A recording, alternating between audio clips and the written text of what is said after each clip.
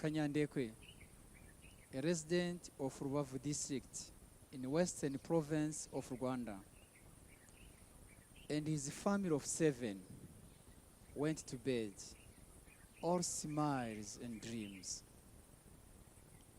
In the night of 3rd May 2023, a heavy rain fell on Rubavu. That rain would normally bring life, but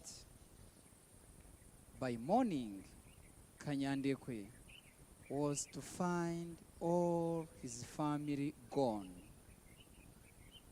all but a 3-year-old daughter who's severely injured. The same rain took life of more than 131 people and left thousands homeless and injured. Kanyandekwe could not take his daughter to the hospital. All road had vanished as his home and small business, all infrastructure around. Life became an impossible nightmare overnight. Every year, in Rwanda alone, more than 200 people die from floods and landslides. Globally, in 1 year, more than 40,000 people die, and more than 250 million are directly affected by disaster related to climate change. This is not cost neutral. 300,000 billion is the amount of money lost by global economy through damage of infrastructure, through climate-related disaster. Most of these people are living in fragile ecosystems, in disaster-prone areas that makes them the most vulnerable to climate change. We have to do something to change the narrative. The organization I'm working for, in partnership with the Global Environmental Facility, relocated Kanyandekwe to safer village, and also more than 2,000 people living in the same fragile ecosystems.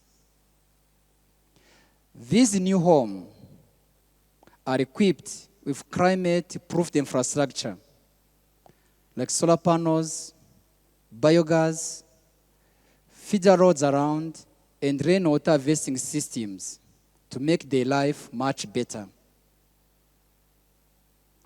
Over the last decade, the organization I'm working for and the government of Rwanda have strived to build a robust climate financing system that has mobilized and managed more than $500 million to finance a just, greener, inclusive transition of the country.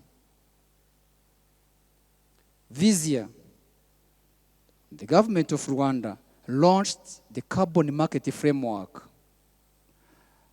as a new tool for guiding climate action and achieving development ambition of the country for becoming a carbon neutral developed economy by 2050.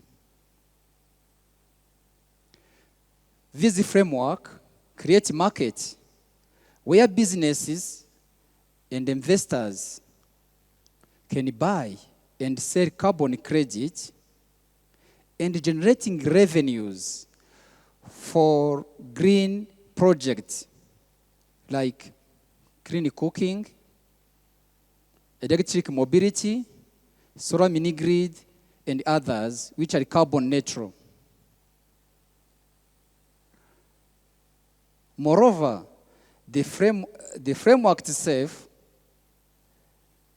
will attract investment, especially from private sector and international companies, previously hesitating to invest in projects related to climate change, especially in developing countries.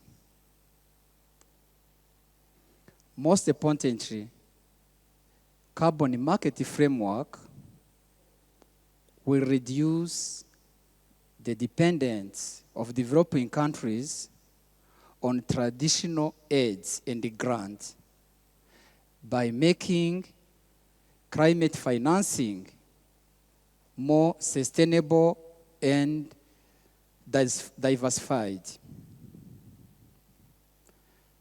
It is a shocking reality that only 1% of climate financing for adaptation reached Africa in the last quarters. This is nowhere near enough. Developing countries need significant increase in funding to support vulnerable communities to rebuild and recover from climate disasters they don't cause. In the face of such low statistics, it is obvious that developed countries need new, innovative financing mechanisms like the carbon market to sustain the economy and adapt to climate change. I'm coming back from Dubai at the COP28, the United Nations annual gathering, where experts, leaders, negotiators, private sector, public, they are meeting to discuss the right solutions to this global problem. The issue of financing has been on the table since 28 years ago. This year was special. A new fund was launched and approved. Some pledges were made by developed countries. However, how it happens that the world left Dubai without a clear plan on how developing countries are going to access this new established fund. By the new fund, which is meant to help developing countries to finance the green actions and adapt to climate change, developing countries expect a simpler, faster systems that will allow them to access this fund differently to existing ones.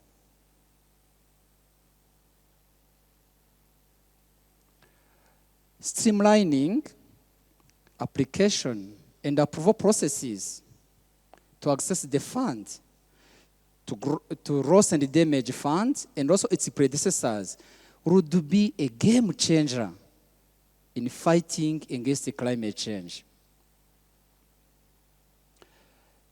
Let me take you back to the story of Kanyandekwe and the climate tragedy of 3rd May 2023.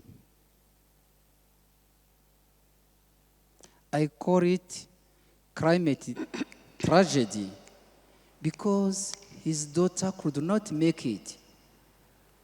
She died before any help could be secured. It is for her that we must take a stand. It is for her that we should work even harder to make life of vulnerable people much better. help them making their dreams true. Just wake up every morning with a smile on their face.